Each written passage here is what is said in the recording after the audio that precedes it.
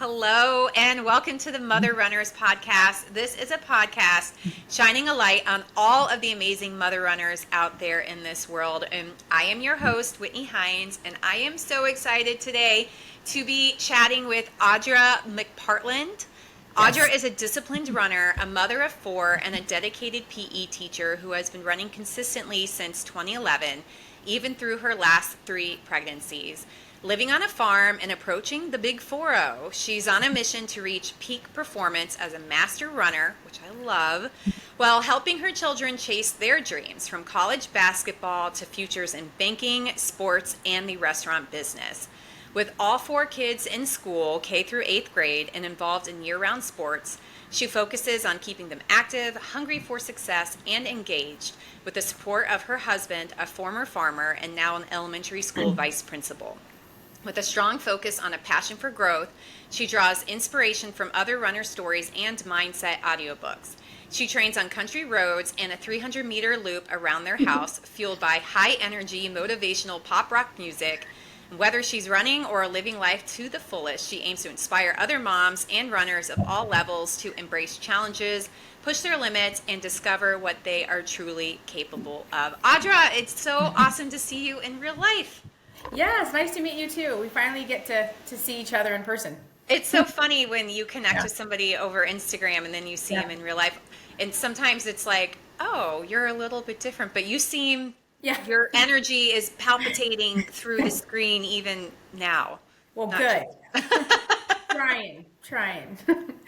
So I have to ask, what's the motivational pop rock music that you listen to? Have you ever heard of The Score? They're very similar to Imagine Dragons. Oh, okay. Yeah, in fact, one of their top songs is Unstoppable. Okay. Anyway, so they're very much like Imagine Dragons. That's one of my tops. But in fact, my most recent favorite is Netflix. Okay.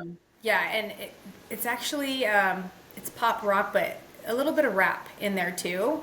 I'm going to have to look this up. How do you spell that? Neffix. Neffex. Okay. So yeah, you have to watch some of the songs because some of them are pretty explicit. So, yeah. But I laugh about the Imagine Dragons because I enjoy Imagine Dragons, and there was a time, I think it was 2 years ago, where my son, maybe it was last year, he was 7 at the time, and he had been introduced to a rapper that was not approved by us. And so we told him he couldn't listen to it anymore. And he looked at me and he goes, "What do you want me to listen to, Mom? Imagine Dragons?" And I was like, "What's wrong with Imagine Dragons?" I love Imagine Dragons. Yeah. They got great beats. Yeah. Well, Netflix is a little step above Imagine Dragons with the energy. Like I said, I think your son would like it. Just you have to watch this. You have to watch what you're playing. My kids listen to it. I just have to monitor. But yes. This is perfect because I am always looking for new music, and I love listening to music when I run, so much so that if I didn't listen to music, I'm like, I don't know if I really enjoy running. It's it's the two together. So I agree. Always looking for, because they get tired. Actually, my mix right now is pretty tired, and I think I'm running Chicago next weekend. We're recording this before, and I think for the first time ever, I'm going to listen to music, and I need to make a playlist that pumps me up because right now everything's just it's tired. Yeah. You know, you should check it out. It's like I said, it's very high energetic. So, and I have a Bluetooth speaker that I use. In fact, I don't use pods. That's smart. Yeah. I think I'm losing my hearing. Yeah. Pods. I'm thankful for my neighbors. I have one that's down the street. He's like maybe a quarter of a mile, and then I have another one who's about half a mile down, but I usually have it on max, and so anybody who's driving by probably thinks I'm a crazy person, but that's okay. Well, they're just getting pumped up too. Yeah. So. Okay, so you live on a farm. What kind of farm? Country farm. So my husband used to farm beans, wheat, and oh my goodness, it's been so long now. Good gosh. Wheat, hay, corn, feed corn. Anyway, so he grew up on a farm, and then went into teaching. So, in fact, he was doing both at the same time, and that got Wow. really hard. And while he was doing that too, he was going back to school for his admin. So when he finally got his admin, he just decided, hey, I can't do both. It was just too much. So he ended up renting out all our farmland, and so we still live on the farm. We just don't farm the land anymore. So Oh, that was smart. Because I yeah, bet it's beautiful. yeah, it is. It is. We live on a few acres, and like I said, I have a neighbor. I have two neighbors down the street. You know, one on left and one on right. So we have so much land around. It's great. Yep, I love my house. I I love bet where I live. it Yeah, sounds so charming and yeah. just beautiful, pastoral. Um, Oh, I lost you. I will never do a recording where I'm not interrupted by a child. Oh, Yes. got it. No, you're good. You're good. Okay. I I love you. I'm doing this. Okay, cool. Okay, sorry. They're building a tree You're house good. on our very small plot of land with not big trees. They're in the process of building a tree house, and apparently the door is on. Breaking news, Oh, everybody. Okay, so for this interview, I think the format is gonna be something fun where we do a warm up and then we get to the actual meat of the interview, the run, the race, and then we'll cool down with some easy questions. So I'm gonna start with right. some easy questions as we're easing into this pace. Who is living in your house right now? All right. My husband, Seamus, and then my four kids, Kieran, Viv, and Teague, and Torin. And then my two dogs, Nellie and Sage. Oh, So you have a Nelly too. I do I have have a a Nelly Nellie. dog. Yeah. So you have four dogs? Three now. Three. Yes, Three. three. Yes. Yeah. It So seems like a lot. Apparently, there's a law that you can only have four. So I'm tempted to get the fourth here. But we do not live on a farm. We live Yeah. in a small house on a small plot of land. So it'd be a lot of dog in Yeah, our but you house. still have some area then. So do you have many neighbors around? Yes, we're Yeah, oh, you do. very close together. Yes. Okay, In fact, okay. we share a driveway. Oh, yeah. Yes, it's a very old neighborhood. Our house was built in the 1930s, and so I love it. Mm-hmm. It's a great place to run, which is why I wanted to live Yeah. here. But yes, not a lot of land. All the houses are very close together for most of us. So, Yeah, okay. And did you go for a run today? I did. It was an hour 45 easy run. Okay. Yeah. So my coach assigns most of my runs by time. And so, yeah, that was my long run for the week. So, yeah. Okay. Yeah. All right. Well, this is a perfect segue to. So you started running in 2011, and you stuck with it, and you've been able to make some really big uh, advances in your Yeah. big cuts in your times. So I'm curious what got you started in the first place, and then what has kept you going, because a lot of people running is a sport built on patience, as we know, and and Yeah. a lot of people want that quick gratification, but it doesn't really work that way. So I want to know what got you into it and what kept you going. Yeah. Honestly, I ran right after my first son, just for fun. I went out and I ran a 5K race, and I actually did it well. I ran it and it was 23 minutes. I got, I think, second, third place, female overall. And I was just kind of running here and there, nothing religious, set in stone or whatever. And after that, I just kind of got hooked. It felt fulfilling. And then after that 5K, then it went from that to a half marathon. And then the half marathon, I actually ran into a friend at the race, who was at the time running a lot.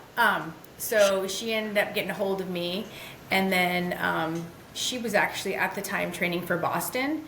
I had no idea, but she's like, "Hey, I need a running partner," and so I started running a little bit with her on the side, and then just slowly started increasing my distance, and then just kind of from there, just fell in love with it. I liked the way it made me feel, but also I felt like it was my thing for me with being a mom of just, one starting out. And I felt like it was a great way to release the stress. And so, and then from there, like I said, it just kind of went from one race to the next, to the next. And was it like a linear progression for you during this time? Yeah, yeah, I feel, well, so I really like all distances. And I think that's what kind of kept me excited to run. So like I'd run a half, and then eventually I got into the marathon, and then I would kind of, okay, I'm kind of done with this. I want to try going back to the 5K and the 10K. So I felt kind of like I was all over the place, but in a good way. Like it kept me hungry to do more. Yeah, and I think variety is the spice of life, and so you weren't like so narrow focused on one distance and one time, and you know, like, oh darn, I didn't get my sub 23 minute 5K that I was going for, which is when we become very attached to one singular goal. That's when we set ourselves up for feeling that way, right? Yeah, no, for sure. Sorry, go ahead. So you and I really started talking because we were having struggles with our running at the time, with our health, trying to figure stuff out, get to the bottom of it. And what really stood out to me was how dedicated you were to advocating for your health and figuring out what was going on, getting to the bottom of it, you know, getting second opinions. Do you mind telling us about what that journey has been like for you? Oh my goodness, I feel like I'm still on that journey. It actually happened in 2020, actually last summer, spring, where it really started. I was, since 2011, my kids were kind of in between, and I felt like I was slowly just progressing and getting better. And then after my last kid, it was like, okay, I actually get to just work on progressing, not having to have the kid in between, and everything was really doing, I was showing progress. Everything was kind of going in the right direction. And then I had some pretty hard training, which in fact, I was listening to one of the podcasts that you were talking about with your experiences. It was like identical, but I kept pushing. And then I noticed like things were just falling apart. Like I couldn't pick up pace. I was tired all the time. In fact, I describe it as running in a storm, where I felt like nothing was going right. Like I was just being pushed. It wasn't fun.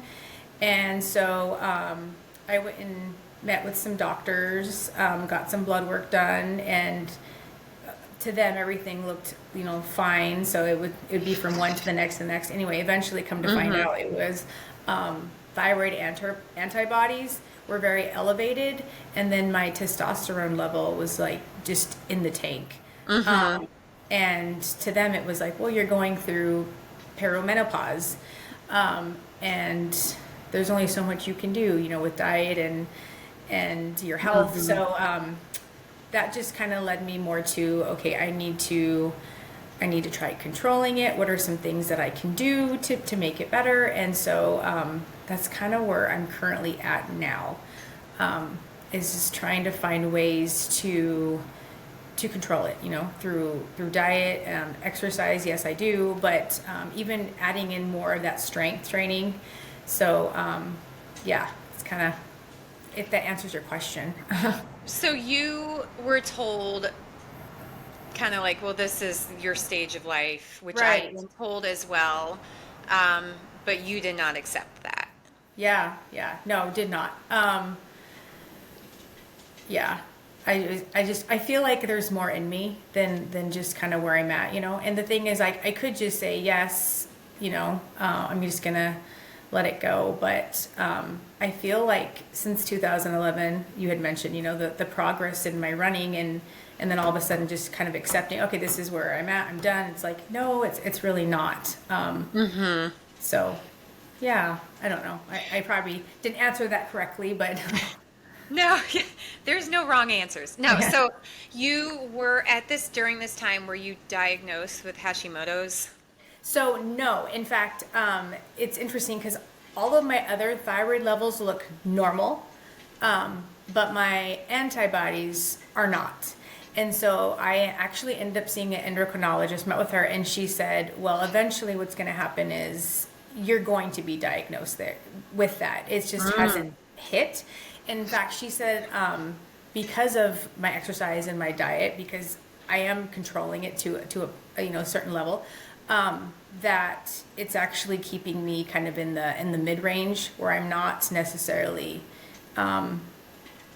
that I don't have the disease yet, but it's eventually coming. And so that's Okay. what's frustrating. It's like, well, either I do or I don't, but so. That's But what I've learned. Like, I think anybody who has dealt with anything in the healthcare system, you learn that it's not as black and white as you ever think it's right, going to be. And like, you can talk to 5 different doctors, and they're all going to have something different to say about what's going on. right. So when you say that you have changed or you're controlling your diet and your exercise, can you expand on what you mean by that? So doing more of the tracking, as much as I hate to say, but having more healthy fats, I wasn't doing a good job with that. And then honestly making sure that I'm just fueling enough before my runs, during my runs, and after my runs. And one way that I track that actually is monitoring my glucose. So throughout the day, if I'm feeling kind of off or nauseous, I'll take my glucose reading, and if it's low, obviously I need to eat. So it's to stay on top of things. But yeah, nutrition has been, like I said, a big thing with the extra fat, and then just making sure that I'm eating enough. So, how did you even figure out how to monitor your glucose? Like, I would never think to look at that, Yeah. and then to think that this is something that I need to keep checking. How did that unfold? So in fact, that happened years ago. I had gone into the doctor at one of the test results that came back had said my glucose was like 60, and my doctor had immediately called me up and had asked me how I felt, and I told her I felt fine, but she said, your glucose is really really low. Like you probably should start tracking it, and so she recommended that I start tracking my glucose. And so I did that for a couple years, and then I kind of just let it go.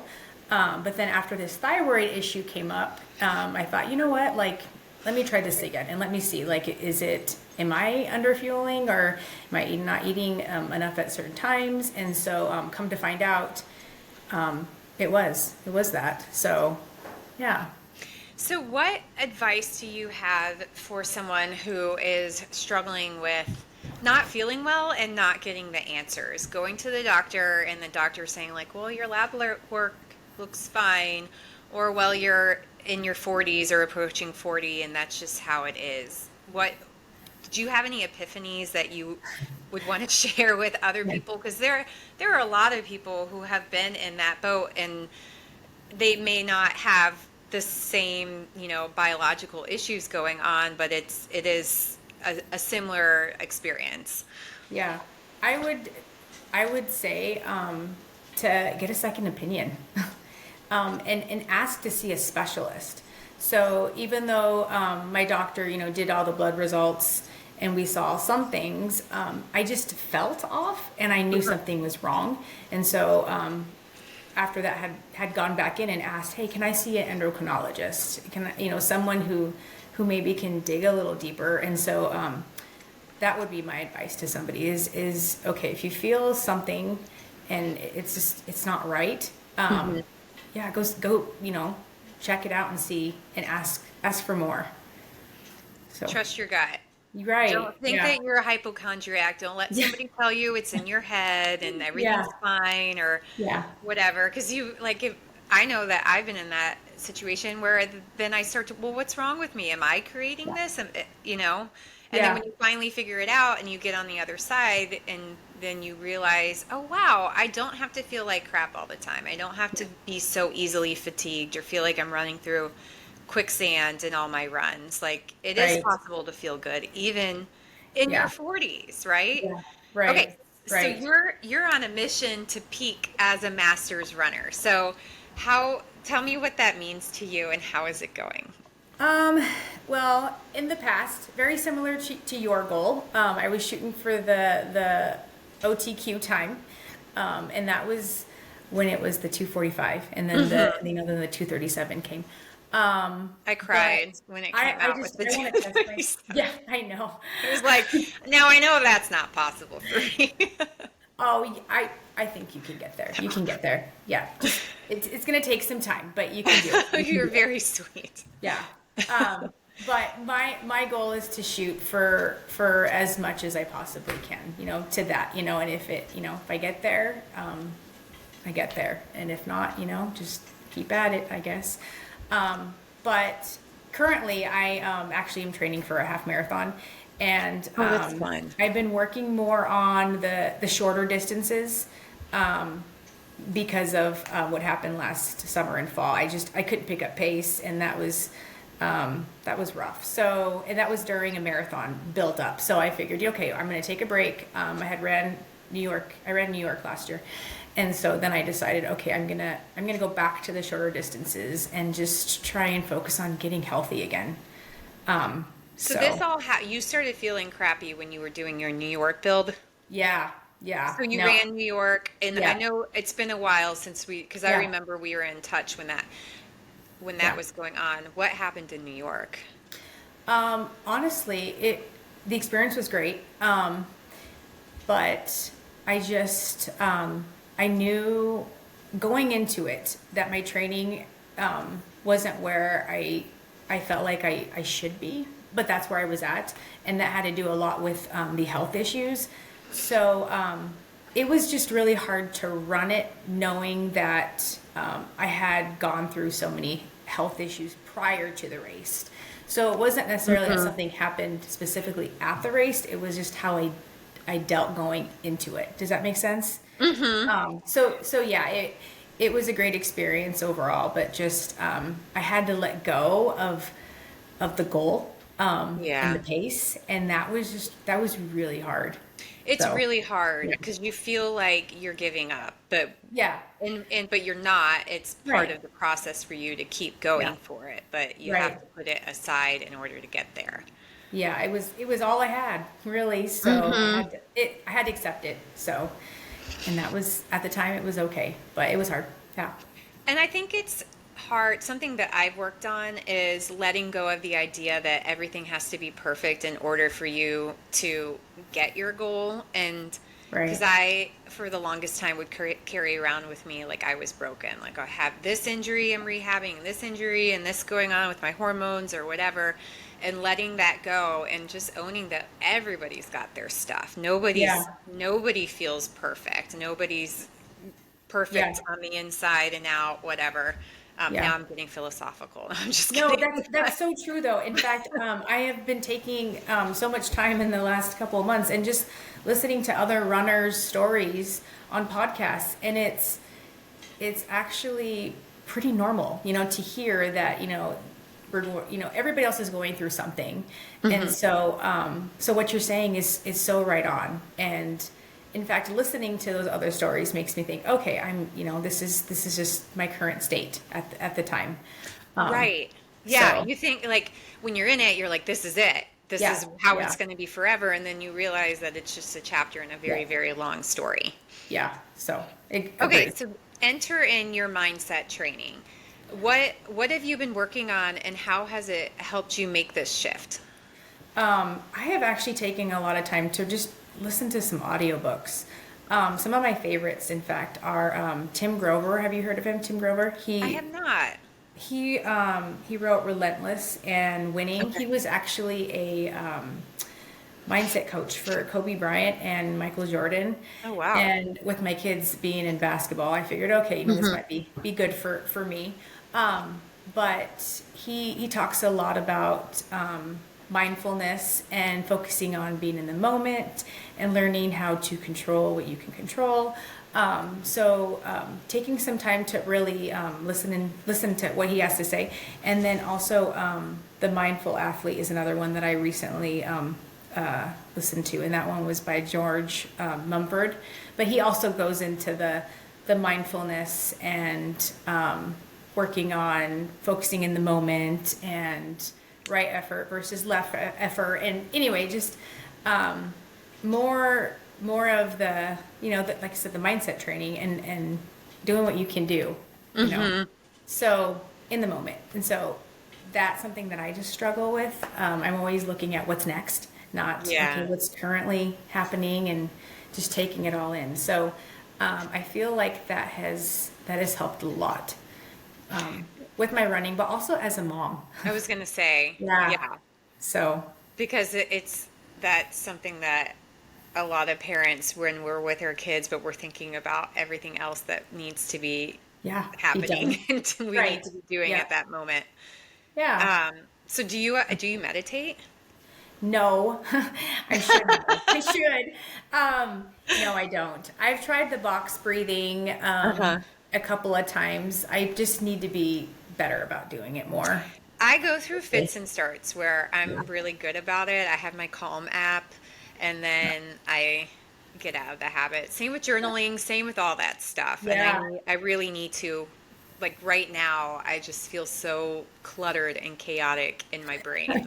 Just we're going out of town. We're going to the mountains tomorrow, and I'm like, this is a perfect opportunity for me to just not be attached to my phone at all and just let it go. Let it go. Right. So you said you used to journal? You don't anymore? Yes, every morning it was the first thing I did, because I am a writer and that's what I love to do, and it really helps. I mean, that's why my Instagram, I do the week in review. It's kind of basically my own personal diary that I'm putting out for the public to read. But it just, I don't know, it's just very cathartic for me to get stuff out on the page.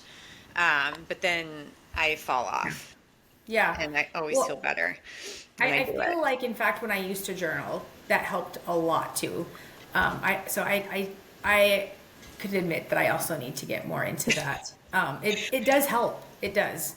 It really does. And I want to do some visualization and all that stuff going into the race. But I mean, I imagine like you're a teacher and you have 4 kids. And so you're one of those people where people, from the outside looking in, it's how is she finding enough time in the day?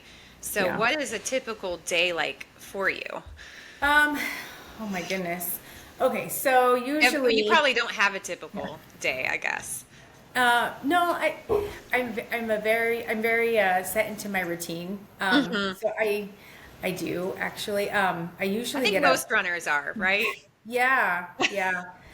But I usually am up at 5, running out by 5:30, and then I'm done by 7 with the run and my workout or whatever I'm doing, and then at work by 8. And in fact, this year, I got my contract actually.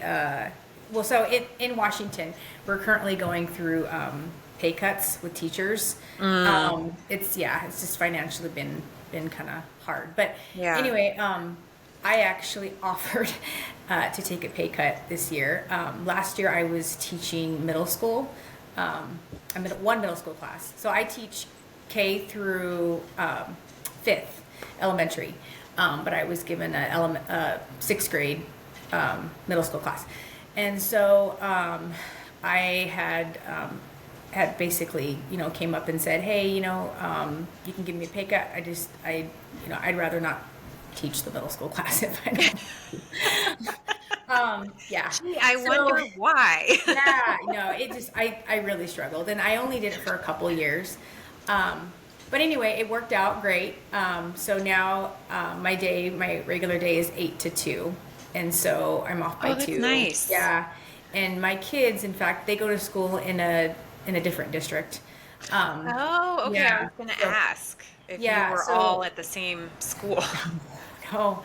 Um, so my husband and my kids used to go to Warden, but then once my husband went into admin, he got a job in a small town about 25-30 minutes away.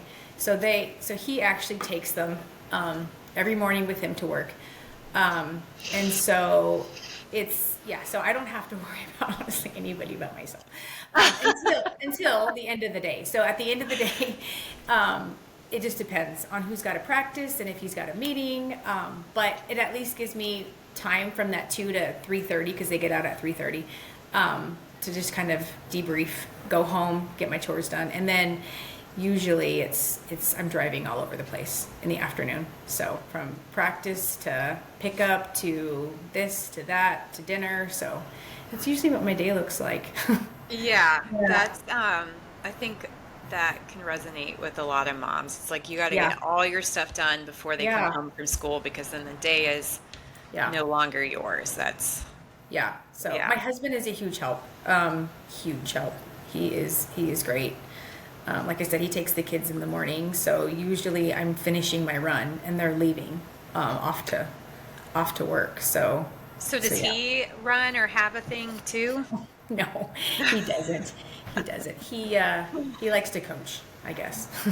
He likes to oh, He likes to basketball? coach. Yeah. So he was coaching Okay. my daughter for a while, and then he does a lot of one-on-one stuff with my own kids. And Okay, then yeah. yeah. My So husband, I would say, because I run, my husband does run, but it's very sporadic. But he yeah. coaches both of my kids' soccer, and it's club, and it's 7 days a week. And Yeah. yeah, I wish I could say that is his hobby, but it's more Yeah. like a job dealing with the parents and all Oh my that God. Yeah. stuff. And in fact, that's one thing. My husband was coaching for a while, and then he kind of took a break because he's like, well, this is a lot more than I can handle with his job Yes. and yeah. So just got a lot. But yeah. So you guys are both influencing the next generation, Yeah. making sure that they're active. I mean, your own kids, but then also the kids that you're teaching in PE. So do you have Yeah. any tips to share for moms who are listening who want to make sure that their kids are staying active and learning what it's like to, I was going to say respect our bodies, but that sounds weird. Like Yeah. treat our bodies well and Yeah. make sure that it's, sorry, my daughter is calling me. No, you're fine. You're fine. You're fine. Do what you got to do. Think of the I get it. devil. I get it. Yeah, you know what I'm saying. Yeah. Yeah.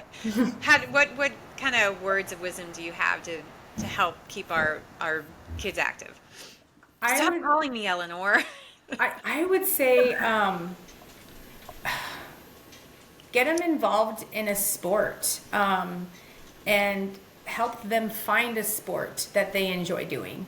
That's one thing that I feel like my husband was really good about with my kids. It was okay, try this, try this, try this. You don't have to do them all, but just see if you like it, and then next year you won't have to do that one. But it's just really helping your kid find something that they can kind of have on for themselves and enjoy. But yeah, just that sport. I see a lot of kids at school that aren't involved in sports, and those are usually the kids that struggle more. And the ones that are involved in sports are the ones that aren't, well, not all the time, but a lot of times are, so busy that they don't really have time to do other things, like To get get into into trouble and trouble and yeah. So I really think, that's something that could really benefit our kids is just, yeah, keeping them engaged in something.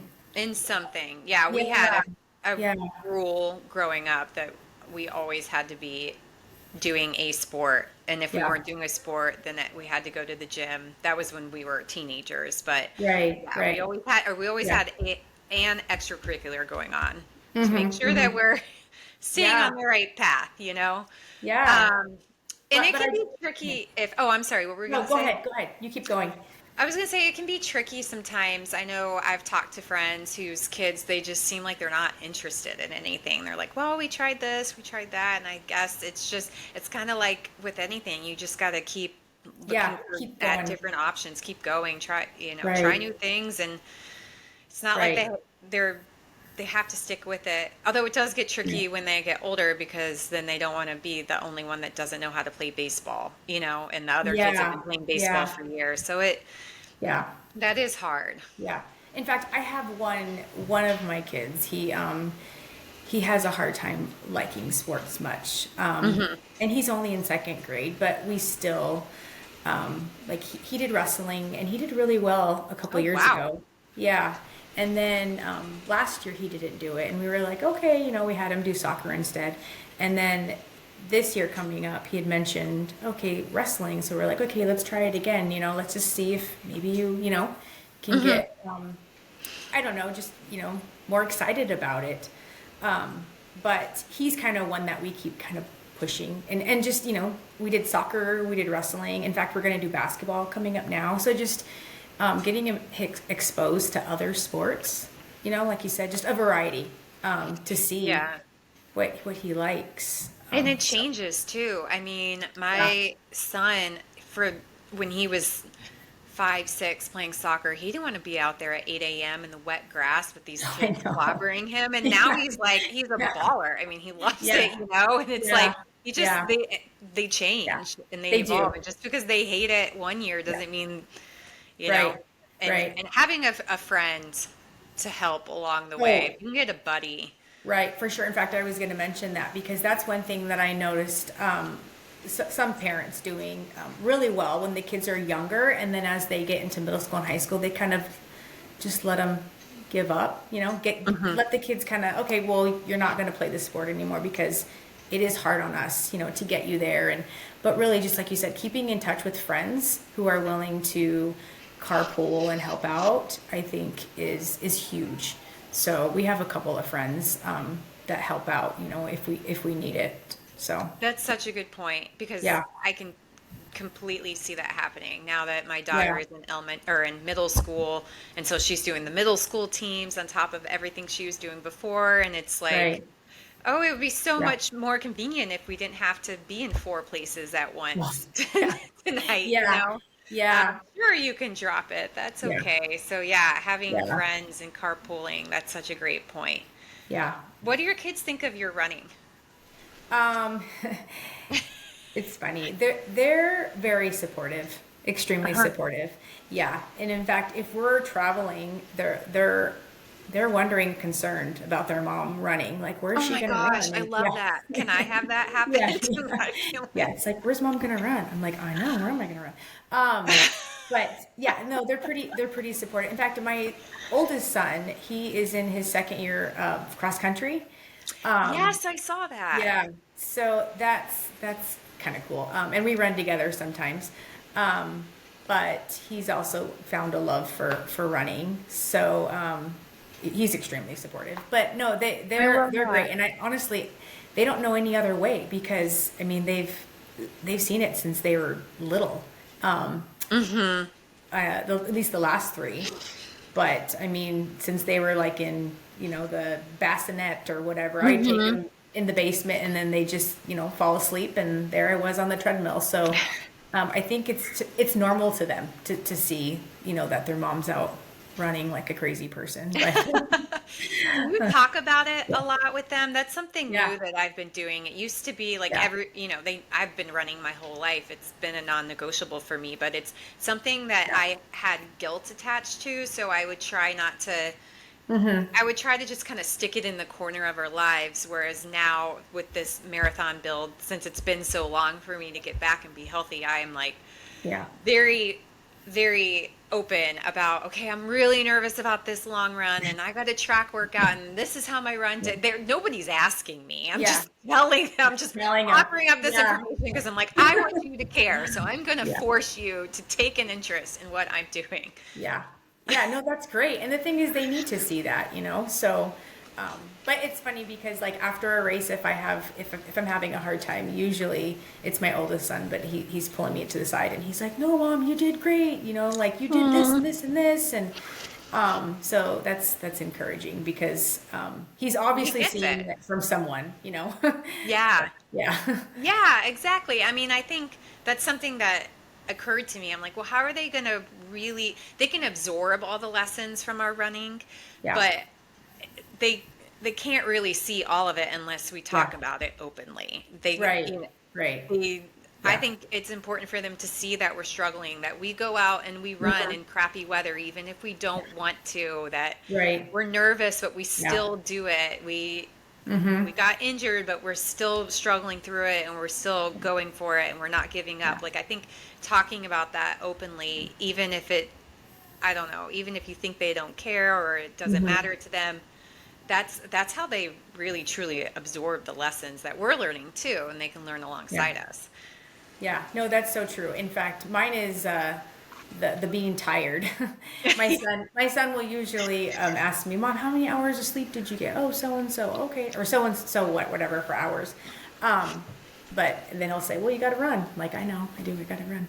Oh, Um, that's great. so I yeah, love that. So you guys can coach each other through it. yeah, yeah. Um, So they're pretty great. They're pretty great. your kiddos sound very great. Your family Yeah. sound. I'm gonna show up in Washington State to your farm, and we're Yeah. gonna run along your 300-meter track together. And Anytime. In fact, you're in Tennessee, right? yes, Yes. So what's so funny about that is my husband, he's been researching states because he's so funny. He talks about just getting up and leaving sometimes. But anyway, yeah. Tennessee is one that he's talked about. So it's kind oh, of you funny. should come. You should come Yeah. visit. We're in the Yeah. Smokies. It's beautiful. So what part of Tennessee? You said Knoxville. Knoxville. Okay. So Okay. University of Tennessee is Yeah. like a mile and a half from our house. We Oh, live right on the nice. Tennessee River. This old neighborhood is right on it's very beautiful. And yeah, Yeah. the Smokies are about 40-minute drive as long as there's not traffic. So lots of people come to Gatlinburg is the big Okay. like tourist attraction area. But yeah, it's very pretty. I moved here for work when I was a newscaster. Didn't think I would stay and Mm-hmm. ended up staying. And then my parents, they ended up moving here too. So it's beautiful. So please come. That would Yeah. be amazing. Well, it's funny because we went to Yellowstone, Montana this summer. That was our family trip. But he was talking about Tennessee, and I was so hoping he would say Tennessee instead of Yellowstone because it was a 9-10 hour drive. It was a lot of Oh, time in the wow. car. Yeah. Yeah, which is and it was fun, but just it was a lot of driving. So It's one of those drives where you're like, yeah, it's just on the line of breaking it up into 2 days or knocking it all out in one day. yeah. And we did that with getting there because we have family in Montana, but the drive back just felt like forever. So, yeah. But That's funny. It's usually yeah, like the other way around. yeah, we just I think we were just anxious to get home. That's all. We're just kind of tired, and it was a lot of time in the car with the kids. Yes. So Yes, we were on a 5-minute errand today and our kids were fighting in the car. I'm like, seriously? yeah. Oh my goodness.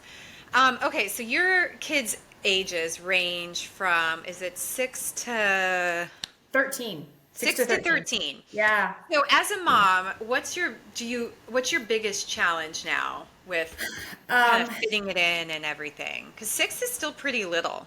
Yeah, it is.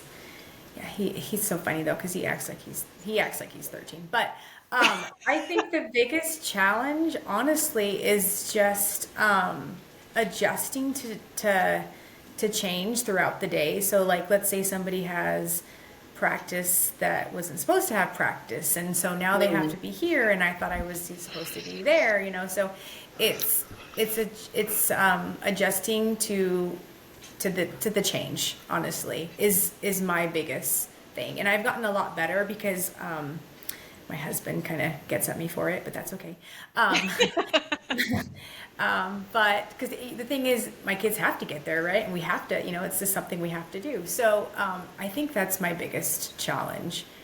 When my kids were younger, I felt like everything was so scheduled, and I am somebody who thrives on routine and a schedule.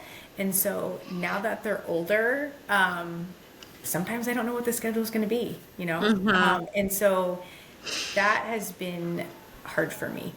So, and then with my husband going to a different district, because when he was at the same district as me, he was a teacher and he was right down the gym from where I'm currently at. Like his classroom, I could walk out part of the gym, you know, one of the doors, and there his classroom was. So it was, we were close and everything was, you know, in our town, and now everything is in another town or you know, just back and forth.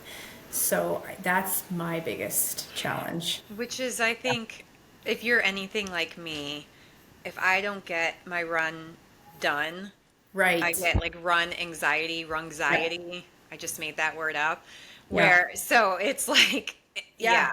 It, Yeah. So, because I love structure. I am very inflexible. I don't think I will ever learn to be flexible.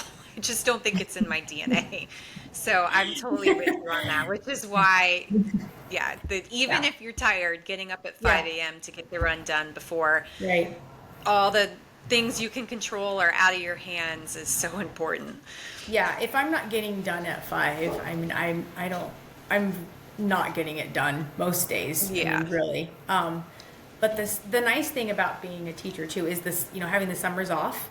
And so during the summer, it's great because we don't have to have such a structured schedule. So that's also kind of a change.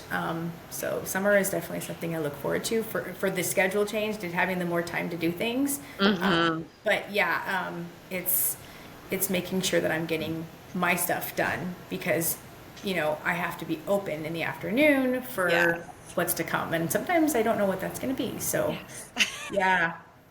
Is there anything you've learned recently that's kind of just helped your family operations run more smoothly?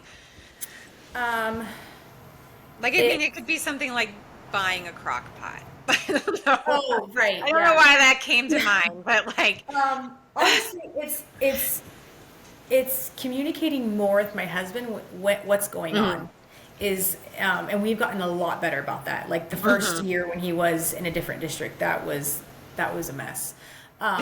But making sure that we're just communicating, and usually it's like the morning of. So whereas before it'd be like the week of, and we would forget. So it's just reminding each other, okay, so and so has to be here or have to be there, and this is what's going on, or I'm going here. You know, just making sure that we're communicating with each other the day of. Then we know, you know, what's happening in the afternoon. So I think we do the same. We have I bet, with 4 kids, my goodness.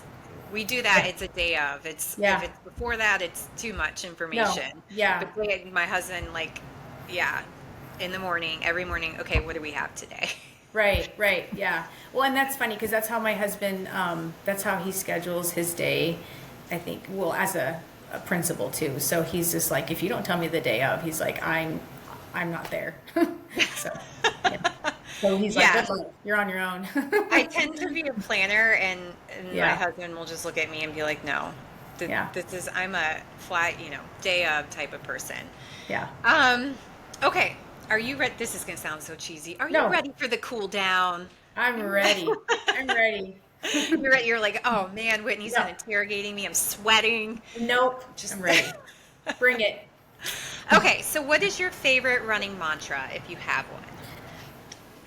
In fact, I was thinking about this today, but I notice I say this to myself a lot, but it's, you are right where you need to be. Ooh. You're right where you need to be. So good. Whether it's, at a high in training or a low in training, like this is meant for a reason. And like you mentioned before, it's not going to last forever. Right. But you just got to take it, this is kind of where you're at, So, I love that because it reinforces that it's all stages or seasons or however you want to say it. Yeah. That's similar to the one that I'm taking with me to Chicago, which is this is how it's supposed to feel. Yeah, exactly. Very similar. Yeah, because I often approach it of like everybody else is having a great day, but this is really hurting. Yeah. reminding myself that Yeah. no, it's supposed to hurt. Yeah. Yeah. Well, and the thing is, everybody else is hurting. Right. I'm just It's gonna start yelling yeah. when I'm running. I'm just gonna be like, "This is all. This I feel terrible," just so everybody else will commiserate with me and be like, "Yeah, this is really awful. Why are we Well, doing this?" that's funny because I have done that before. Oh, I'm out there yelling and cussing, and everyone's just, kind of looking at me like wow, she's crazy. So Chicago's in two weeks? oh, it's a week from tomorrow, Oh actually. my goodness, This that's will exciting. run after it. Yeah. So yeah, it's Yeah. coming up. How are you It's feeling? crazy.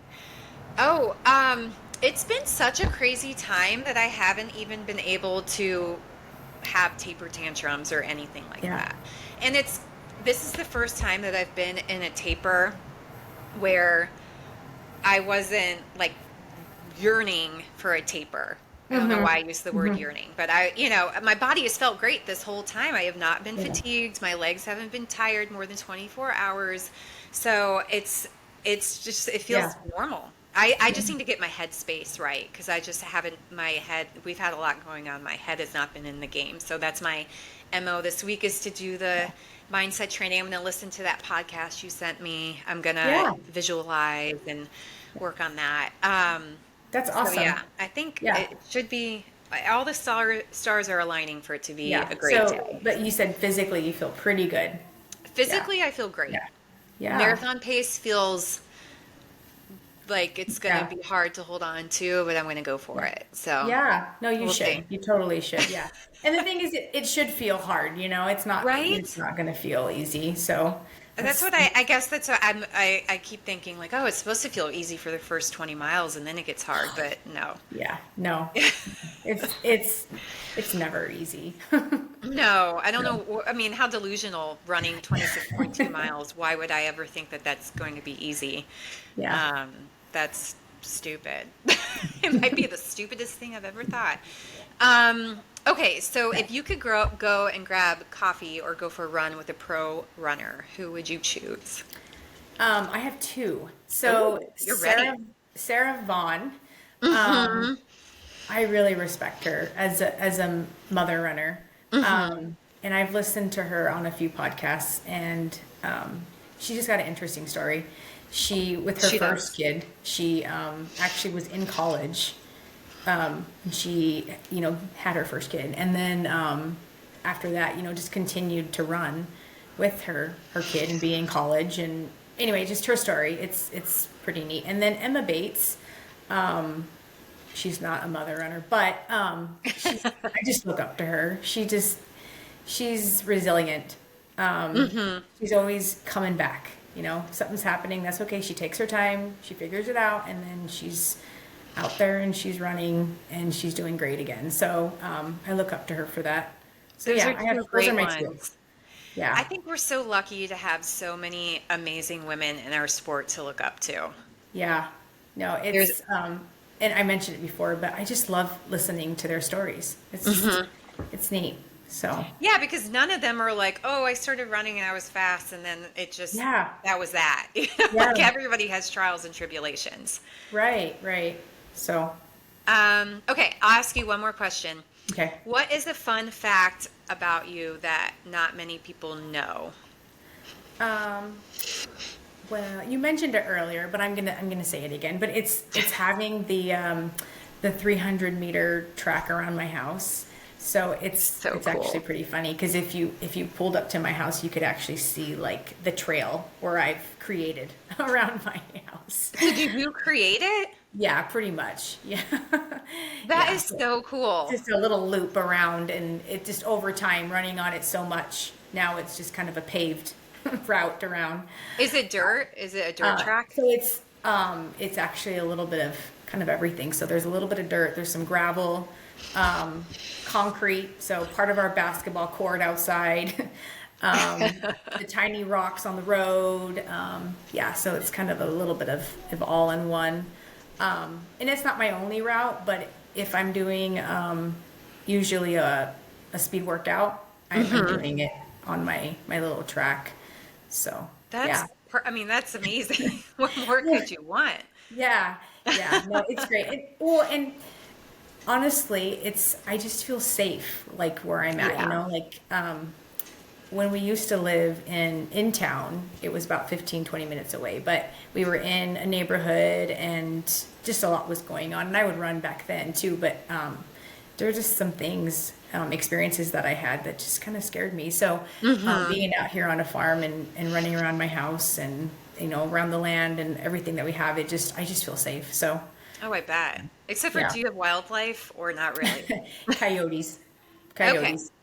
Is Yeah. that a situation where they're more afraid of you than Yes. we are? Yes. They're more Okay. afraid of me and my dogs. So yeah, Okay. we don't have to really worry about them. Yeah. Coyotes, bunny rabbits, we got a lot of those. So We skunks, have a lot of but bunnies too, and I used to get excited, but now I curse them because they're yeah, always out when I'm walking the dogs, and then yeah, they're pulling in every direction, and I'm like, "Are you kidding me? Where are you, hawks? Like there are way too many bunnies out right now." yeah, we have a Ah. lot. We have a You lot. talk about being a crazy person. I'm the crazy person that's yelling like, "Aren't you supposed to be asleep, bunny? Like it's way too late for you to be out." Oh man. Yeah, that's I definitely feel like I it. would love to watch you race because if you're out there cursing and yelling, this is Yeah, terrible. I feel like you would be a very entertaining person to see run. yeah, yeah. If I'm out having a bad day on a run, you kind of know it. Yeah, you know it. Okay. But not very many people are out here. So, although you do see the farmers, the regular farmers that are around driving by. So, but they stay away, so they're good. You've scared them off with Yeah, your pretty expletives. much, No, I'm just pretty kidding. much, pretty much. That and my flashlights in the dark in the morning. Yeah, So, and your loud yeah, pop rock music. music Yeah, and you are known in your town, I yeah, feel certain. yeah. Okay, so if somebody wants to follow you or learn more about you, where can they do that? Um, Audra McPartland on Instagram, and then years ago, and I haven't been as great about keeping it up to date, but I put together a blog on online, and it's called Mommy McPartland Loves to Run. So just a little bit more of Aw. me and my journey where I started, but also to show other people like, it just, you can do it too, like it just, all it does is it takes, that that great race, that great run, and you could get there. So yeah. We're going to take those words of wisdom, and after this episode, we're recording a bonus episode with some more words of wisdom from Audra that's going to go on the patreon.com/the Mother Runners. So everybody look for that. And if you're looking for this episode on YouTube, it's going to be on the Mother Runners YouTube. And if you need to connect with me, I'm on Mother Runners. So this has been so fun chatting with you. I'm so glad we Yeah. were able to make this happen. Yeah. Thank you for having me. Thank you for the time. And yeah, and I'm going to talk to you in just a minute. All right. We'll All see right, ya. bye. Thanks Bye. for listening, everyone.